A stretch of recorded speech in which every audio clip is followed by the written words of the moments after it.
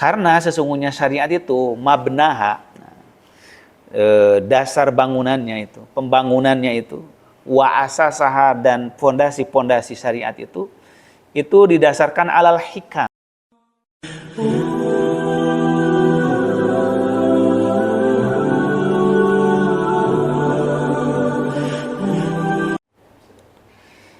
Bismillahirrahmanirrahim. Innal hamdalillah nahmaduhu wa nasta'inuhu wa nastaghfiruh wa na'udzu billahi min syururi anfusina wa sayyiati a'malina may yahdihillahu fala mudhillalah wa may yudlil fala hadiyalah.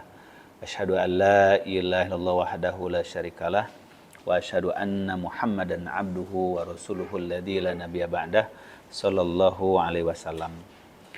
Ihwah fillah rahimakumullah, puji syukur alhamdulillah pada siang hari ini di tanggal 6 bulan April 2024 bertepatan tanggal 26 Ramadan 1445 Hijriah. Kita bersyukur apa yang sudah lama kita agendakan, kajian rutin yang sudah beberapa tahun tertinggal, tertunda, kita bisa mulai lagi. Walaupun mungkin ke depan waktunya kita bisa arrange lagi, schedule lagi, hari apa, jam berapa yang lebih tepat. Ini kebetulan sedang pada libur kan, dan Sabtu juga tidak selamanya saya luang. Diskusi ini insya Allah kita manfaatkan mungkin kurang lebih 1 jam sampai 1 jam setengah. Tapi kita mulai dengan mengkaji turos, satu maudhu atau satu judul untuk kita bahas. Nah, setelah itu kita elaborasi, lalu kita kaji, kita diskusikan bagaimana implementasinya di zaman sekarang. Kajian kita juga akan variatif ya, karena semua ilmu penting.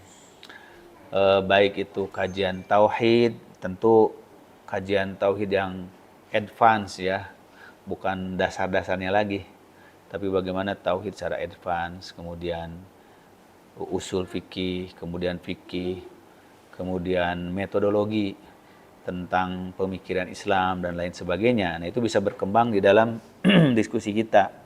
Tapi yang penting kita membaca dulu teks dari ibarah para ulama dalam kitab-kitab yang muktabar sebagai dasar acuan. Nah, yang akan kita bahas pada kesempatan pagi menjelang siang hari ini adalah tentang satu kaidah penting dalam kajian usul dan kajian fikih, teori yang dikemukakan oleh Imam Ibnul Qayyim dalam kitab beliau, yaitu kitab I'lamul Muwaqqi'in. Di jilid yang ketiga, di mana beliau ada membuat satu bab atau satu pasal, faslun fi taghyiril fatwa wa ikhtilafiha bihasbi tagoyuril azminati wal amkinati wal ahwali wan niyati wal awaid.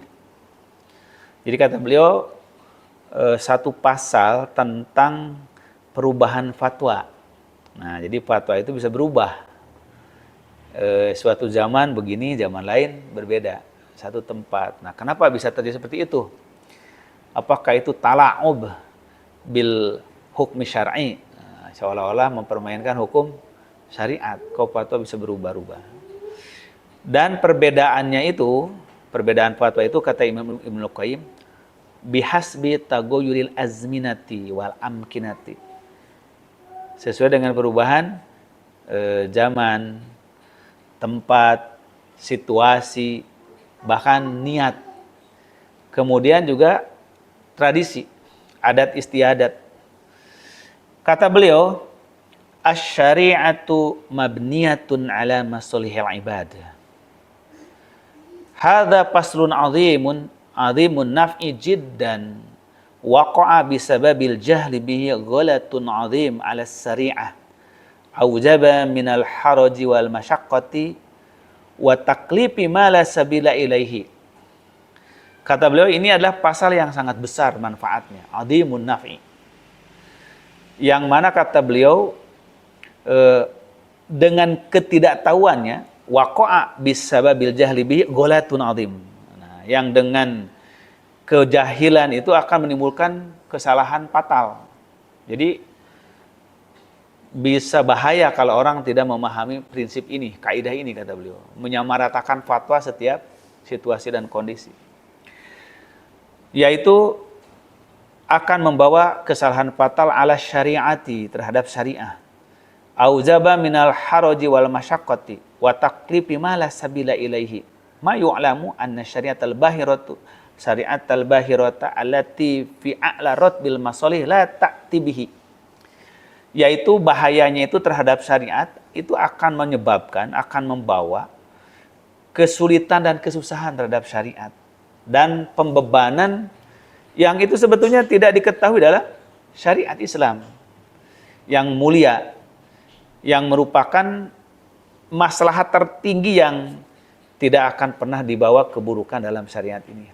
Nah, jadi kalau tidak paham terhadap prinsip ini, kata Ibnu Qayyim, ini orang akan menimbulkan syariat jadi kaku, jadi berat, yang itu keluar daripada tujuan syariat itu sendiri. Fa inna syari'ata mabnaha wa asasaha 'alal hikami wa masolihil ibad fil ma'asy wal ma'ad. Karena sesungguhnya syariat itu mabnaha, dasar bangunannya itu, pembangunannya itu, wa asasaha, dan fondasi-fondasi syariat itu didasarkan 'alal hikam, terhadap hikmah-hikmah. Terhadap hikmah-hikmah, kebijaksanaan. Wa masolihil ibad, dan kepada kemaslahatan hamba fil ma'asy wal ma'ad, dalam kehidupan ini dan akhirat. Wahya adlun kulluha wa rahmatun kulluha wa masolihu kulluha wa hikmatun kulluha. Maka syariat itu semuanya adil, semuanya rahmah, semuanya maslahat, dan semuanya adalah hikmah, bijaksana. Fakullu mas'alatin kharajat anil adli ilal jur wa anil rahmati ilal dhiddiha wa anil maslati ilal mafsadati wa anil hikmati ilal abasi falaisat minas syari'ah. Maka kata beliau, setiap masalah yang keluar dari keadilan kepada jur, kezaliman, dari rahmah, kasih sayang, rahmat, kepada sebaliknya, dari maslahat kepada mafsadat, dari hikmah kepada kesia-siaan, falaisat minas syari'ati, maka itu tidak dikatakan syariat. Wa in dukhilat biha bit ta'wil, walaupun dimasukkan ke dalam syariat karena ada pentakwilan. Nah, jadi kesalahan berpikir, namanya takwil.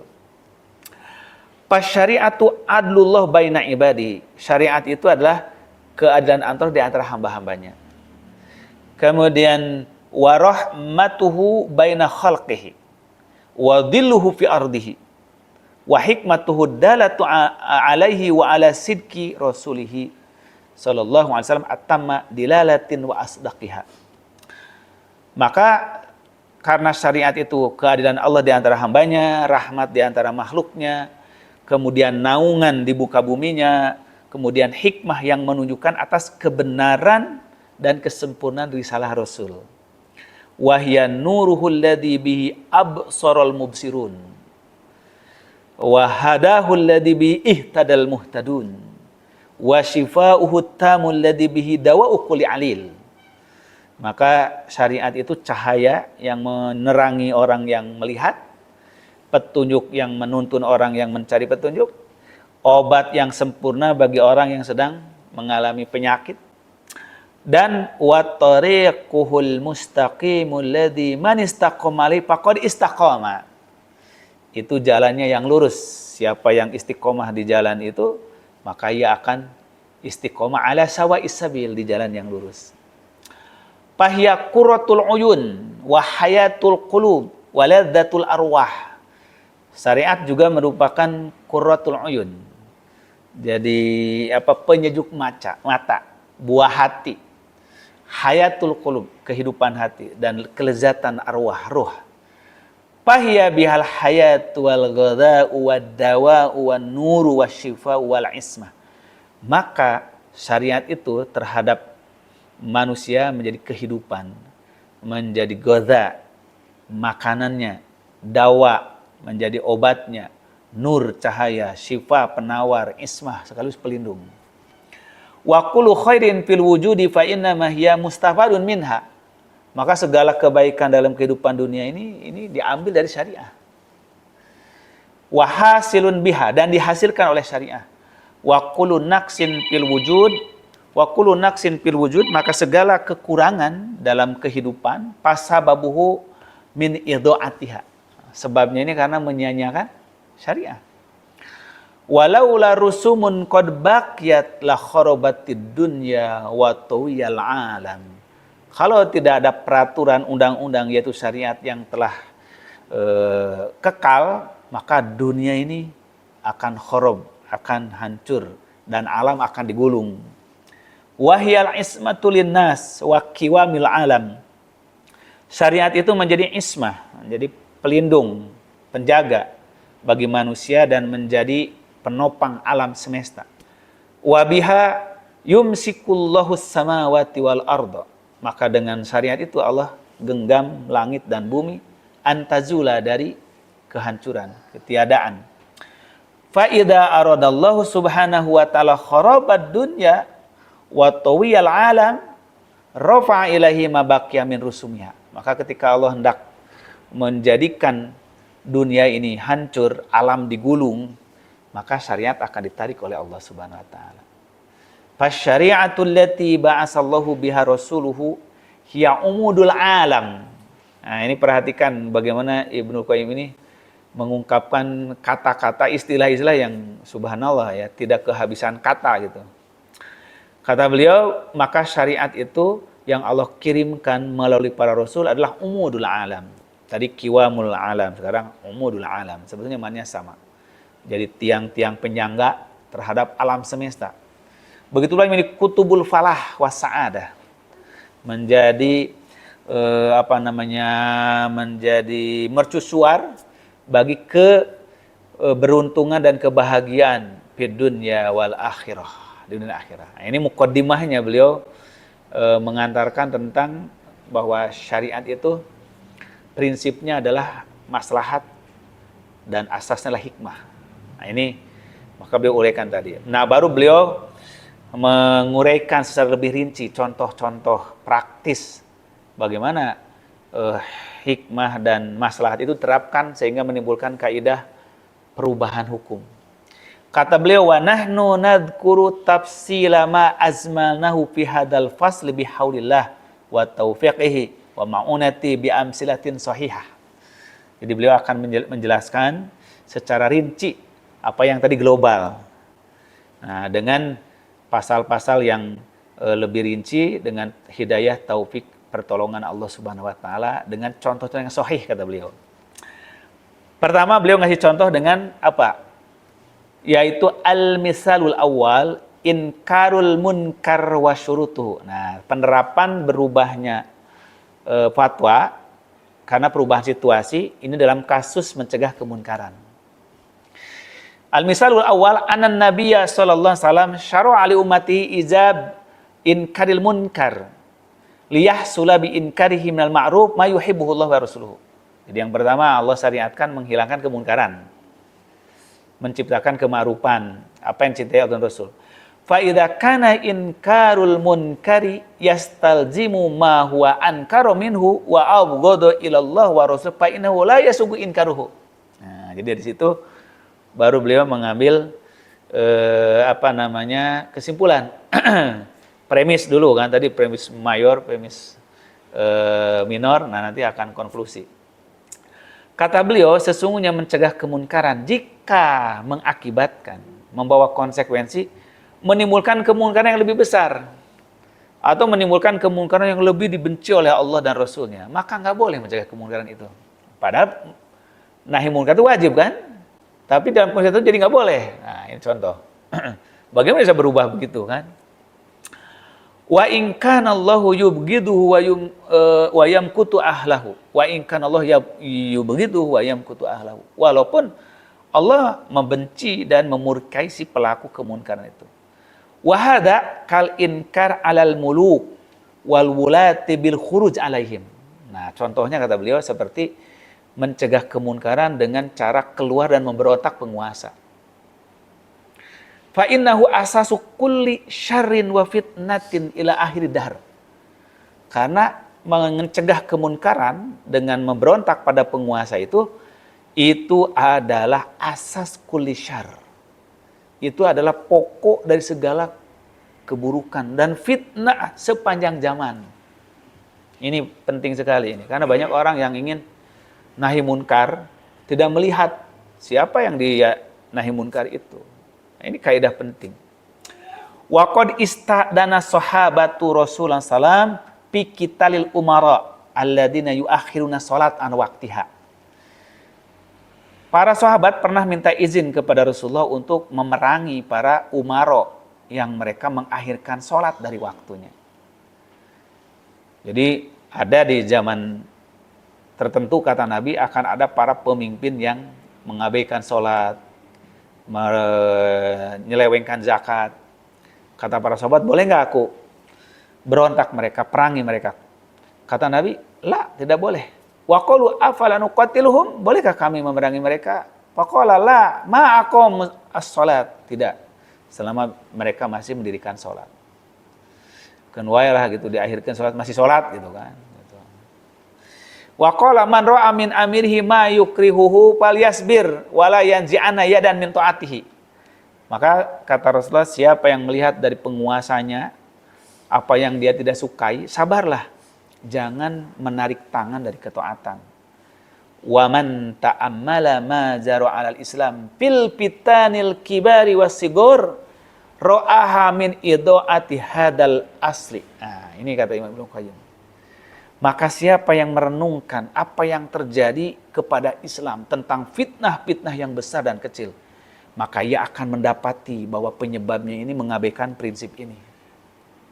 Dan kalau kita upamanya nanti tunjukkan dalam fakta, nanti kita di dalam diskusi bisa lihat betapa bahayanya dengan mengabaikan kaidah ini terhadap perjalanan kehidupan umat Islam sepanjang sejarah. Kata beliau, kata-kata coba luar kuat sekali nih kata-katanya Ibnu Qayyim. Kata beliau, wa man ta'ammala ma jara 'alal Islam fil fitanil kibari wasigor ra'aha min idhaati hadal asli wa adami sabri ala munkar. Jadi penyebabnya tidak sabar menghadapi kemunkaran. Fatolaba izalatahu fatawallada minhu ma huwa akbaru minhu. Ia menuntut menghilangkan kemunkaran itu, malah yang lahir munkar lebih besar. Nah, ini. Faqad kana Rasulullah sallam yara bi Makkah akbarul munkarat wala yastati'u taghyiriha. Padahal Rasulullah pernah di Mekah mendapati kemunkaran yang paling besar, yaitu masyarakat yang menyembah berhala musyrik. Tapi beliau tidak sanggup berubah. Balamma fatahallahu Makkah wa sarat daro islamin azama ala taghril bait wa raddahu ala qawaidi Ibrahim. Bahkan ketika Mekah telah ditaklukkan sekalipun oleh Rasulullah, lalu beliau bermaksud ingin merubah posisi Ka'bah. Karena Ka'bah itu oleh orang-orang musyrik dirubah dari posisi di masa Nabi Ibrahim. Jadi nggak sesuai itu. Padahal sudah muslim mereka juga. Gitu. Nabi artinya udah kuasa. Tapi apa yang menyebabkan Rasul tidak berserangan? Wa mana'ahu min dzalika ma'aqurratihi alaih. Rasulullah membatalkan rencana itu padahal beliau mampu gitu untuk melakukan. Khasyata wuqu'i ma huwa a'dhamu minhu. Karena takut terjadi pada munkar yang lebih besar daripada itu. Merubah posisi Ka'bah itu kemunkaran. Tapi Rasul mempertimbangkan, ini kalau dibalikkan deui lebih munkar apa kagak? Beliau meninggalkan rencana itu khasyata wuqu'i ma huwa a'dhamu minhu min adami ihtimali Quraisyin lidzalika. Yaitu tidak menerimanya suku Quraisy terhadap rencana Rasul itu. Apakah Rasul penakut kan gitu? Kan mereka sudah takluk semua, tapi Rasul mempertimbangkan psikologi masyarakat Quraisy yang baru masuk Islam. liqurbi ahdihim bil Islam. Karena mereka baru memeluk Islam. Wa kaunihim hadisi ahdin bi kufrin. Karena mereka orang-orang yang masih muda keluar dari kekufuran. Walihada lam ya'dal fil inkar alal umara bil yad. Itulah sebabnya maka disimpulkan para ulama tidak boleh mencegah kemunkaran umara dengan kekerasan. Lama yatarattabu alaihi min wuqu'i ma huwa a'dhamu minhu kama wajada kama wujida sawaun. Maka kata beliau disebabkan bisa jadi menimbulkan kepada yang lebih besar daripada itu atau didapati sama-sama besar munkarnya. Jadi lebih besar tidak boleh, sama pun tidak boleh. Karena tujuan kemunkaran itu untuk menghilangkan. Lalu beliau meneruskan dari kaidah global dulu ya. Kalau bahasa penelitian itu kan kita harus membuat teori, grand teori dulu. Tadi grand teorinya tentang syariah dibangun di atas maslahat dan hikmah. Itu namanya grand teori. Baru di bawahnya namanya middle teori, teori tengah. Dicontohkannya kepada seperti mencegah kemunkaran tidak boleh menimbulkan kemunkaran yang paling besar. Nah, baru setelah itu ada namanya teori aplikatif, teori prakteknya. Prakteknya seperti apa? Contoh rincian. Tadi seperti merubah kemunkaran penguasa. Nah, nanti akan lebih kecil lagi sampai kepada kaidah praktis. Itu namanya aplikatif teori, teori aplikasinya. Apa kata beliau? Inkarul munkar arba'u darajat. Nah, baru ini solutifnya kan, aplikasinya. Mencegah kemunkaran itu ada 4 tahapan. Ada 4 derajat. Pa inkarul munkar arba'u darajatin al-ula an yazula wa yakhlufuhu didduhu. Pertama, mencegah kemunkaran, menghilangkan dan diganti dengan yang sebaliknya. Apa sebaliknya dari munkar? Ma'ruf.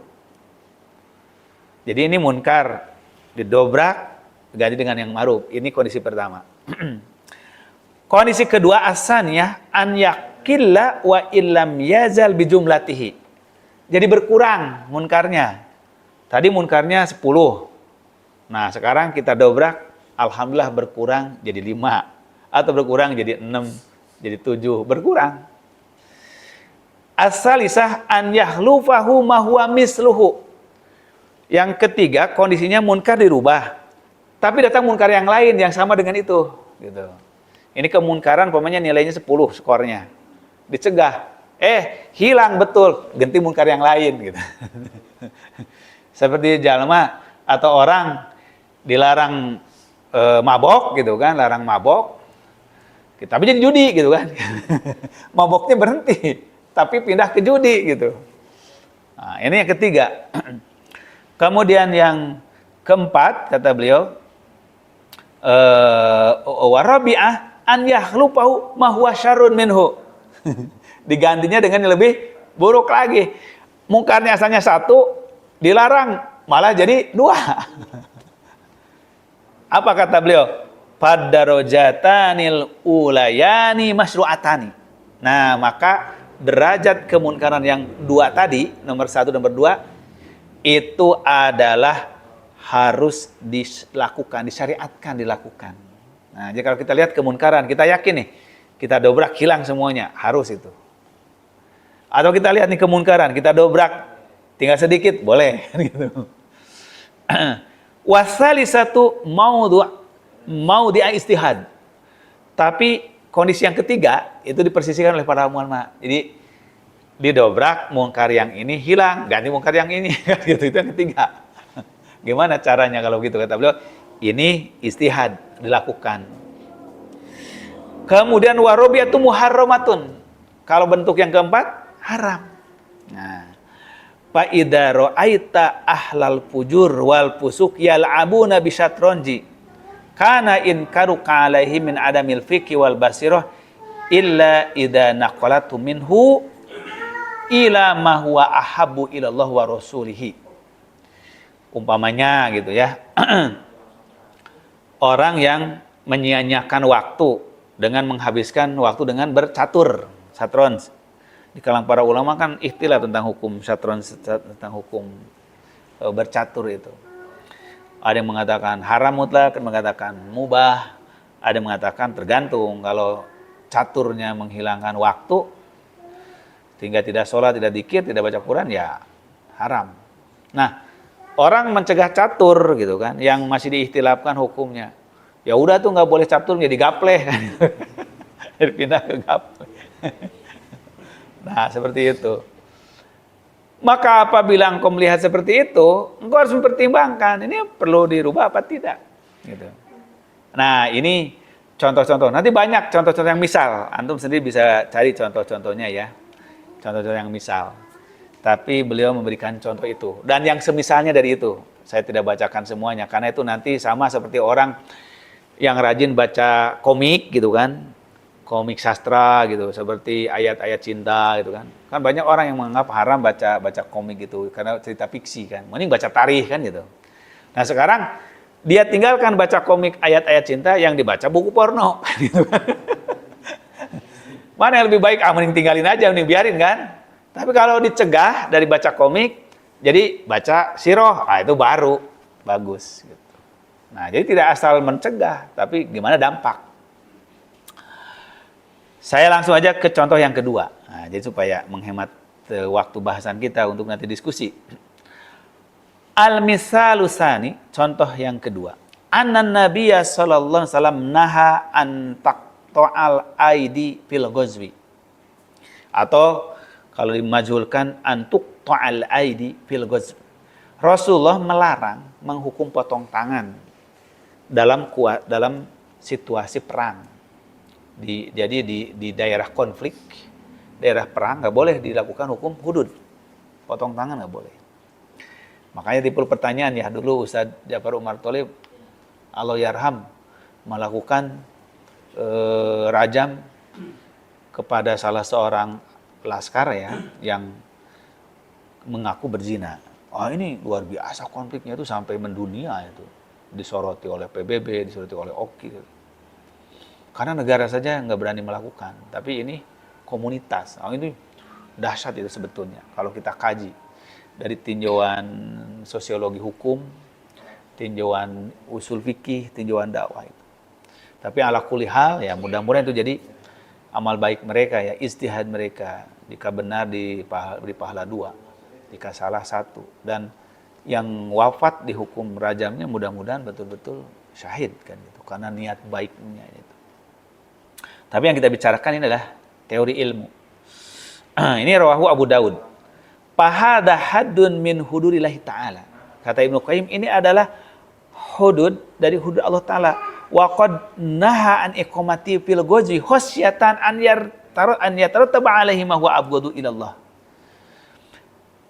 Walaupun itu hudud diwajibkan oleh Allah, tapi Rasul melarang melaksanakan dalam konflik di daerah perang. Karena khawatir menimbulkan akibat yang lebih besar keburukannya, lebih dibenci oleh Allah daripada mengabaikannya. Minta tili au ta'khiri min luhuqi sahibihi bil musyrikin.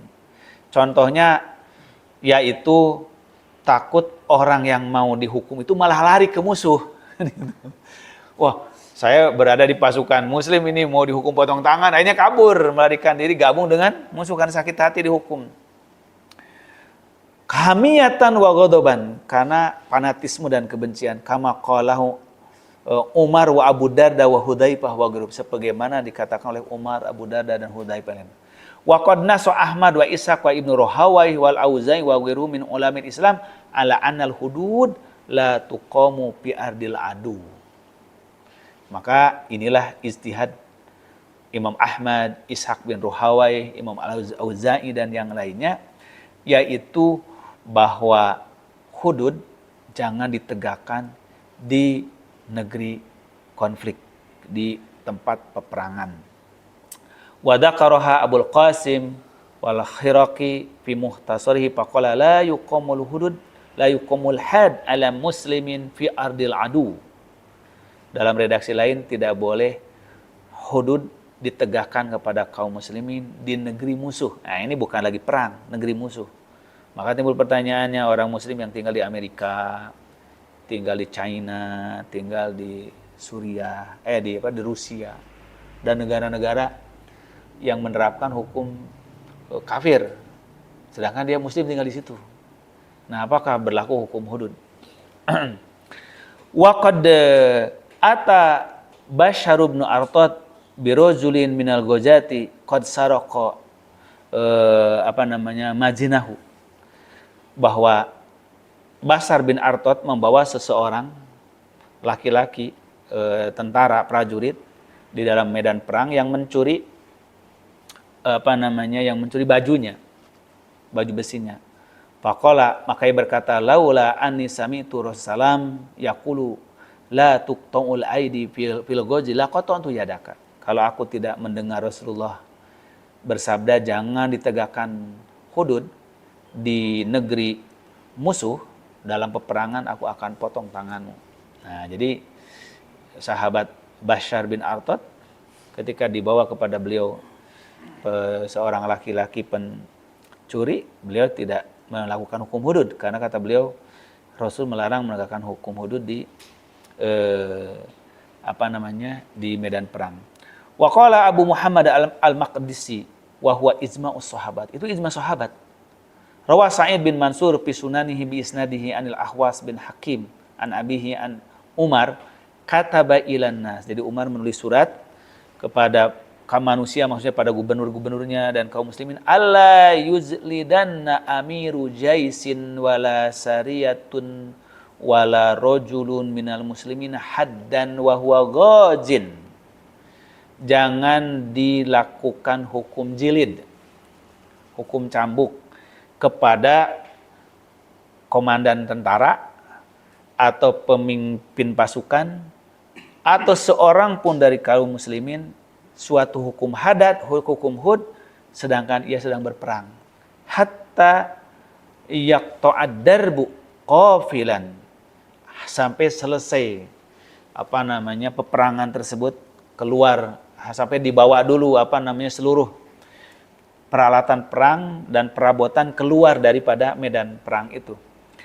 Li alla ya'talhaquhu hamiyatu syaitan fayalhaqu bil kufar, supaya ia tidak digoda oleh bisikan setan, fanatisme kepada kesukuan, kekufuran, akhirnya dipilih daripada fanatisme pada agama.